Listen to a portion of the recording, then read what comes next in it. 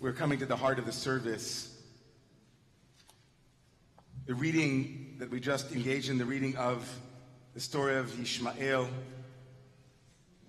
and Hagar, of children abandoned and mothers crying. And in a moment, we'll be blowing the shofar.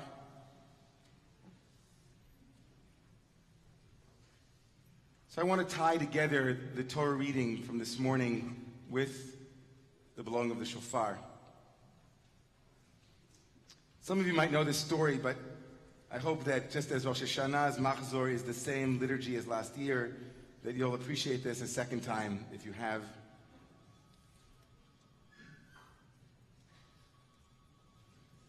I was a second-year rabbinical student in an Orthodox seminary here in New York. I was conflicted, a little bit confused.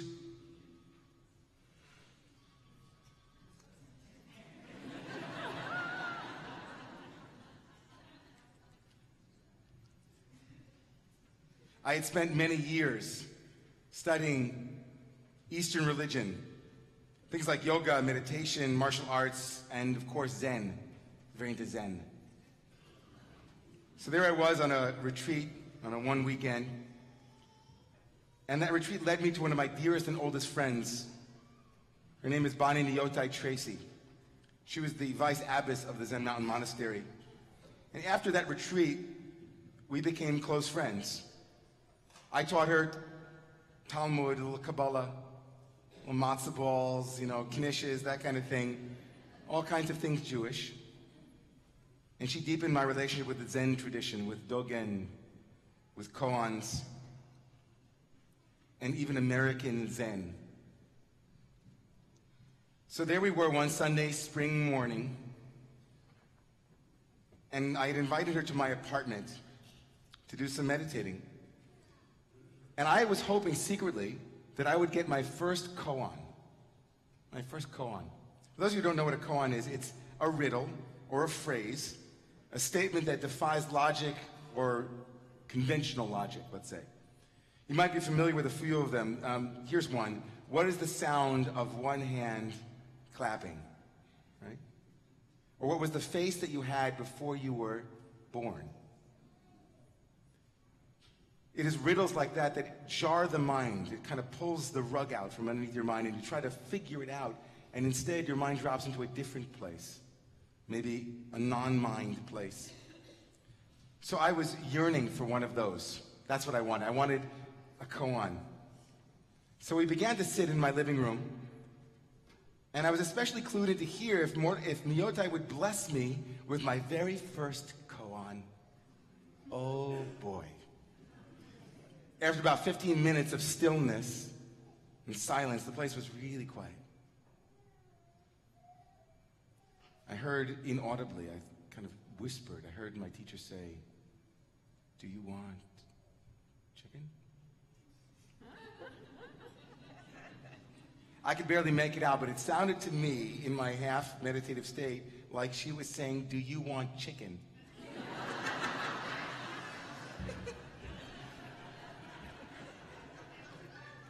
I didn't understand, but heck, what do you know? I don't know. What do I know? I'm not an encyclopedic knowledge of koans. Chicken? Okay. Strange, but not stranger than the usual first koan, which is given to students, which is what? Moo. Right, what is moo? So chicken is better than moo. So I went to work. Chicken. Do I want chicken? I want chicken. I want chicken. Do I want chicken? I thought to myself, in true Buddhist form, when there is desire, there is want. When there is no desire, there's no want. If I want, there is I and there is chicken. When there is no desire, there's no I, there's no chicken. So after about sitting with that koan for like 20 minutes, I'm thinking to myself, I got it. I'm the first Zen student to ever figure out his first koan in 15 minutes. So Nyotai finishes, she finishes sitting, she gets up, she walks out onto our porch, and about 20 minutes later I joined her quietly, triumphantly. self-congratulating myself all the way to the porch. And she looked at me and she smiled. And so I smiled back, and my face had this face which was like, I know. I got it. She looked at me and she said, how was your sit? How was your meditation? I said, great. Nothing. Complete silence. And then I told her, I figured it out. So she was coy. What'd you figure out? I'm thinking to myself, come on, I got it.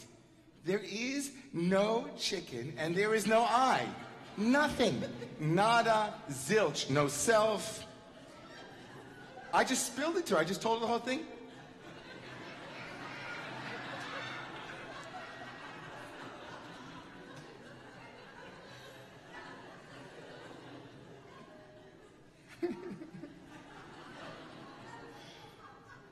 She looked at me with the most honest, sincere face of absolute perplexity and said, David, what in heaven's name are you talking about? I was shocked. I said, you gave me a koan, my first koan, right? You asked me, do you want chicken?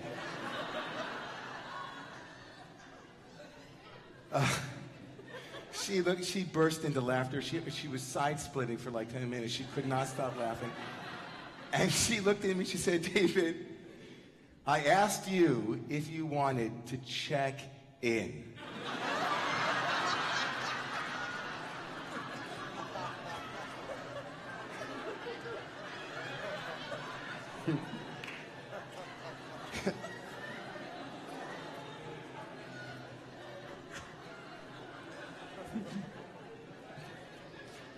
She calls me chicken to this day. Chicken.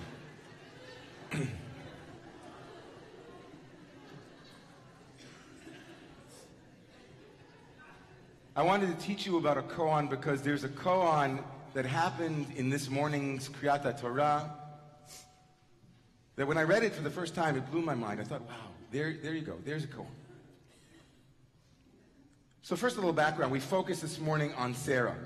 It's all about Sarah, and that's why it's connected with the shofar. The shofar is coming to remind us, remind God, just as God remembered Sarah. It's a very Sarah-centric reading this morning, you'll agree. She's delivered after years of pain and suffering. The rabbis would want us to believe and to identify with Sarah Imenu, with Sarah the matriarch. If you read a little bit more carefully, you'll see something. Yishmael is alluded to in the reading this morning. Yishmael, the son of Abraham and Hagar, is alluded to repeatedly in the reading in chapter 21, but he's never mentioned as Yishmael. It's that nameless one. Yishmael is the boy, the Na'ar. He's the Yeled. He's Ben Hagar, the son of Hagar. He is in relation, but without nomination. He has no name. He's the nameless one.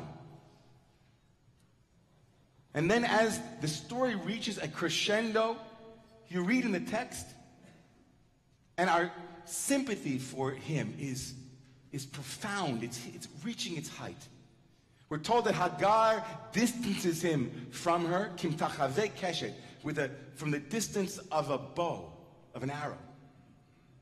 She was far away, right? An arrow is not 5 feet away. He's by himself under a bush.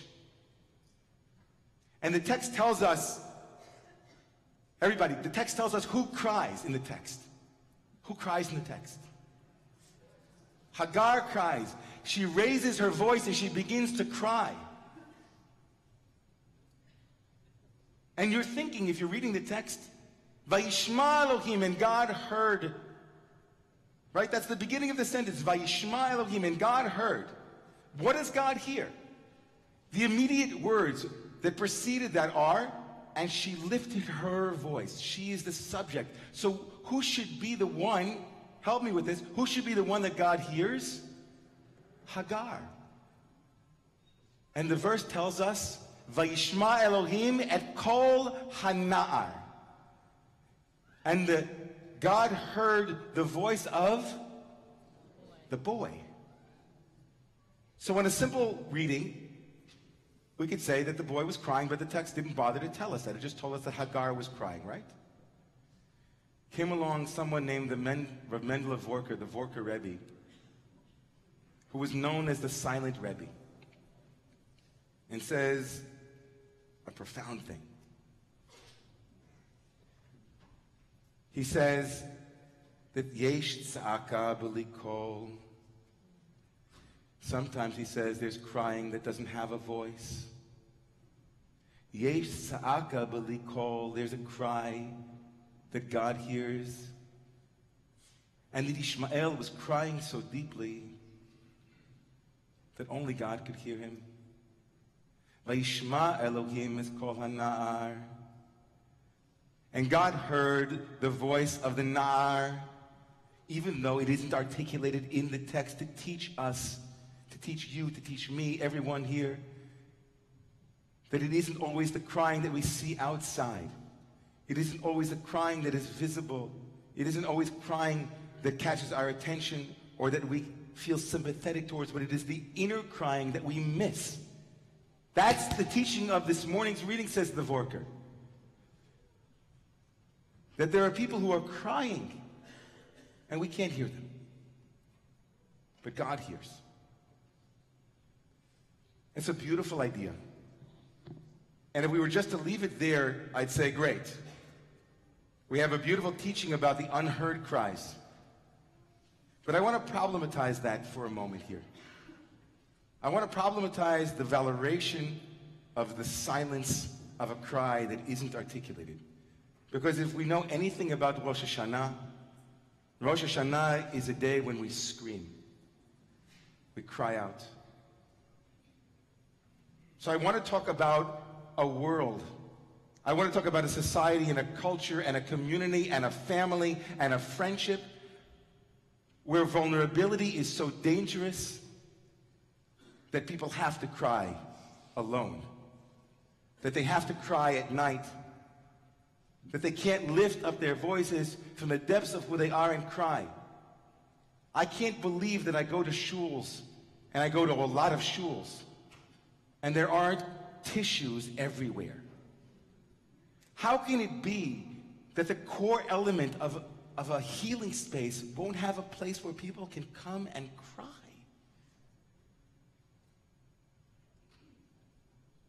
How is it that vulnerability, which is the core of what Rosh Hashanah is about?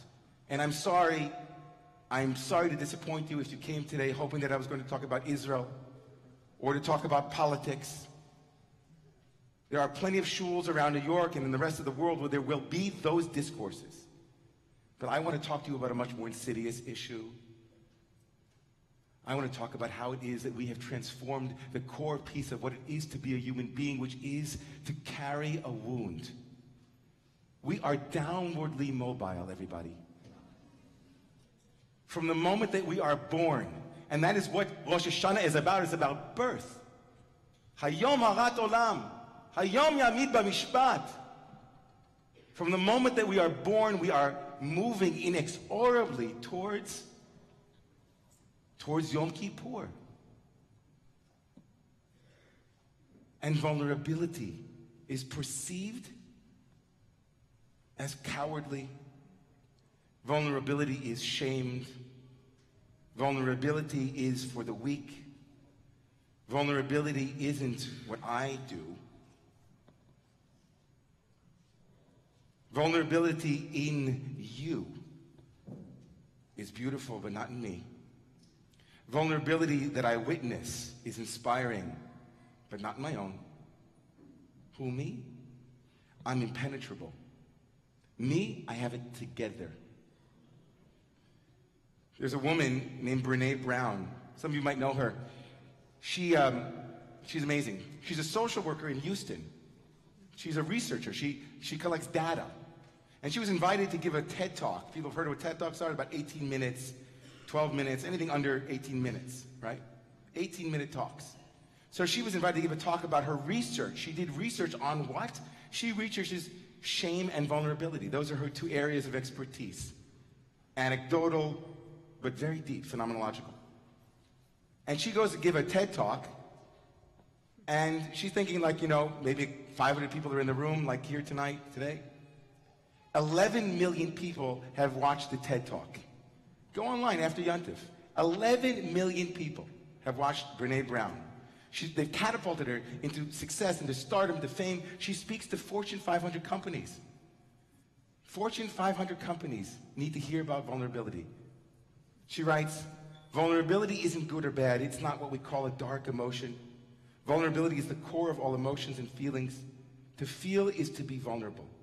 To believe that vulnerability is a weakness is to believe that feeling is weakness. To foreclose our emotional life out of a fear that the cost will be too high is to walk away from the very thing that gives purpose and meaning to living.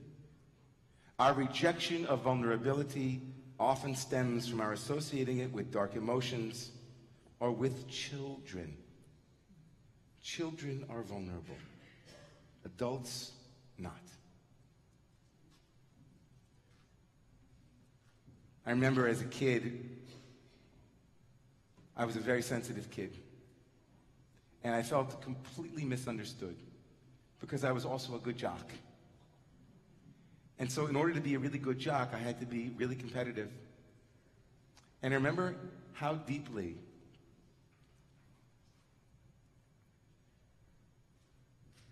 when I was 14 years old, to become a bodybuilder. I wanted to lift weights. And I remember that as I armored myself, I began to feel a little bit less sensitive. I built myself up in order that I wouldn't feel the world so deeply, that I wouldn't feel so misunderstood and so sad. I pushed away my sense of being vulnerable so that I could feel more in control, so I could appear to be strong. What keeps me up at night, I have to admit, I don't sit up late at night thinking about all of the things that have gone right. I wish I did. What keeps me up late at night is I think about the things that no matter how strong I become, I can't protect. The places in life that life will never allow us to completely armor. Sometimes my wife calls me a helicopter parent. But more than anything, I want to feel. I want to feel in my heart. I want to feel the heart of the people who wrote those letters to me on Saturday night and said, Rabbi, this Rosh Hashanah and this Yom Kippur, I'm praying for healing for my sister. This Rosh Hashanah and this Yom Kippur, I'm praying for healing for my mother. This Rosh Hashanah and this Yom Kippur, I'm praying for the children in Syria, for the poverty here in New York, where 1 mile from Park Avenue up to Park Avenue into the Bronx, the disparity is so large that we as a society have no idea what it is that we have to do to eradicate hunger and poverty. And that the only confluence between Republicans and Democrats, it seems these days, is in order to agree on whether or not we should bomb Syria. We can't get together to feed our own people. Hayom haras olam, we are vulnerable. Each and every one of us. And along comes the shofar, which we're going to blow any moment. And the shofar says, call out from your silence. Call out from your apathy. Call out the silence that you speak only to yourself because you don't think anybody wants to hear it. Call it out. Scream it out. Tekiah, tekiah, tekiah. Call it out. Let it loose. Speak that silence. Give it voice. And let there be a world that can hear the voice of tekiah, of strength, followed by shvarim, brokenness. Tru'ah, ba ba ba ba ba ba ba ba ba ba, tearing, tearing, tearing.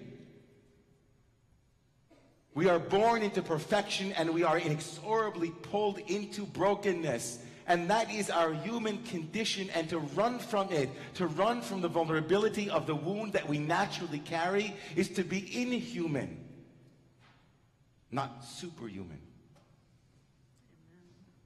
So we call out from this crooked horn, this not straight horn, this crooked horn, which is the song of the crooked life, the song of the wound, the song of tru'ah, of tearing.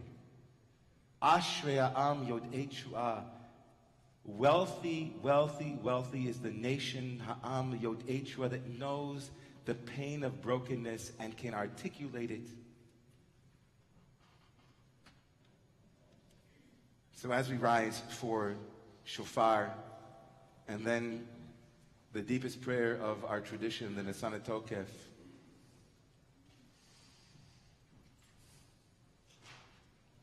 I leave you with these words from my favorite poem.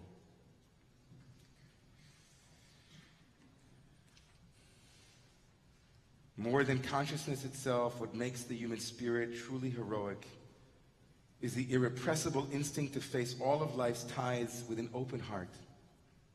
The heroic fact that we can be worn by these mighty, overwhelming currents and still pucker open and find a way to sing. We can still pucker open and find a way to sing. This is the majesty of being human. Please rise for Tiyat Shofar.